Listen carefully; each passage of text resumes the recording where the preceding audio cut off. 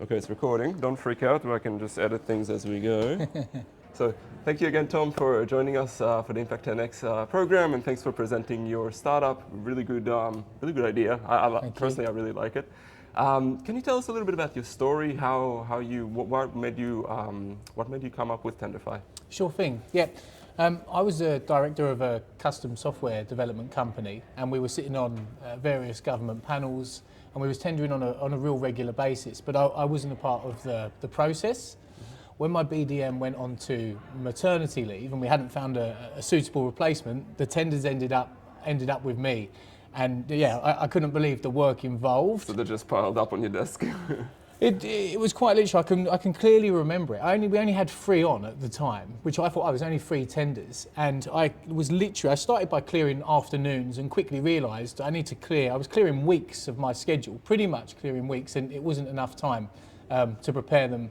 And quickly realised I was just reworking the same documents over and over. It was a very repetitive task, but very time-consuming task. What was the challenge with doing that process, the tender process? The biggest challenge was matching the tender requirements, so updating your documents each time to match the requirements of that tender. And then it wasn't just my time, I would need to go to the design team, hey, can we update this case study? Hey, can we update this?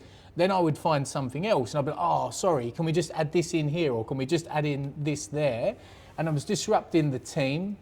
That's billable work, so I'm taking them off billable work to work on potential opportunities, and it just ate up so much time. It was incredible. Yeah. Okay, so Tenderfy came from a challenge that you were facing at work, which is usually how startups start. What can you tell us a little bit about Tenderfy? What made you come up with this solution? What sort of features or benefits it offers to, and who is it for? Absolutely. Firstly, Tenderfy was going to be an internal product. Well, when I had developers off the bench, my initial plan was we can build something internally because nothing existed. Then when we built the prototype, I was like, wow, this looks pretty good. I showed a few customers and they were like, well, when will it be available? So that's when I thought, right, we could really be onto something here. Mm-hmm. The main purpose of Tenderfy was the ability to be able to rework documents with ease. So to be able to rework the same documents with ease to be able to best match each submission. And it was very much product first. We was very much product. And once we had the product right, we brought in AI over the top to assist with what was already a great product. Mm. Look, I've seen your demo that you presented today, and I loved it. It looked, from a UX perspective, genius. Like you can see that you worked really hard on it. Usability, just solving, just saving time really. From what you showed and how it works, it really creates organization in your tender process. Amazing job. I'm just curious. You have such a good product. It looks like it works really well, especially me. I did the tender a few times before in previous companies I worked for.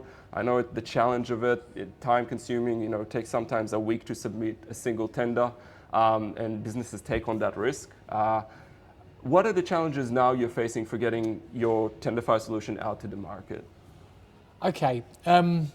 First of all, I think we've done well with regards to the fact that we've brought the product to market, we've brought on our early adopters, we've brought on users, but still we face big challenges. I think some of the biggest challenges is around trust. When you're a new piece of software, I think people need to be able to trust that software, and that takes time. But we're on the right track. We're on the Ignite Plus commercialization and growth program. We're doing all of the right things there, but it takes time.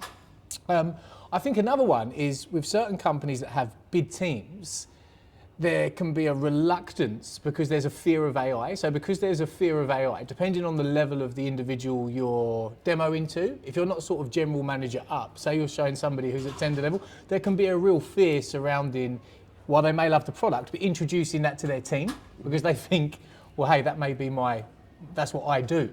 That's what I do day to day.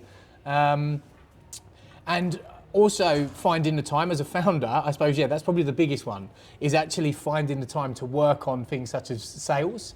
I can get caught up so much in product and be testing product, working on product, working with our existing customers. That literally at the moment, I've put into my diary 1 sales call 3 times a week.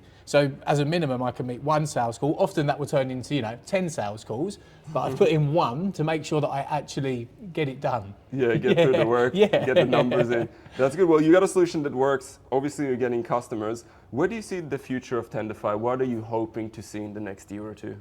Okay, in the next year or two, what we would love to achieve is, because we're getting really good uptake in the more medium and larger size enterprises, which is great, but I did build Tenderfy for SMEs. And when I say SMEs, I'm actually really talking about family business, medium-sized enterprise, 50 employee plus.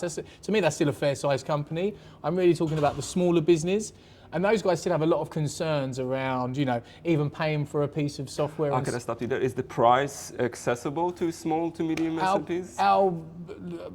Our lowest plan is $149 per month. Okay, compared to the solution I saw the other day? Yes. Oh my God. Yeah. Okay, yeah. So it's very accessible. Yeah. It's a recent change. I must bring that in actually. We was at $280 a month and then I bought in a lower plan and we changed our pricing structure at $149 to be more accessible, even to say sole traders as an example. Somebody who's an individual that tenders at $149 a month. I think that's unbelievable value. I'm going to sound like I'm selling your product, but look, it's robust. It's easy to use from what I've seen. Yeah, good job. And the price is also accessible, especially for the companies you're trying to serve, which is small SMEs, small to medium sized businesses. Again, sorry, I cut yourself on the question. So moving forward the next year or two, looking to obviously get more clients on board. Where else do you see yourself going?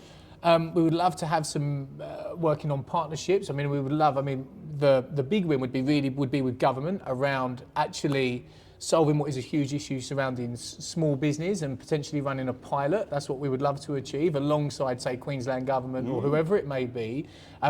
We could facilitate that by, choosing 100. We're based in Mossman, which is south of Mossman, far north Queensland. 100 regional businesses, as an example, and then be able to measure their results.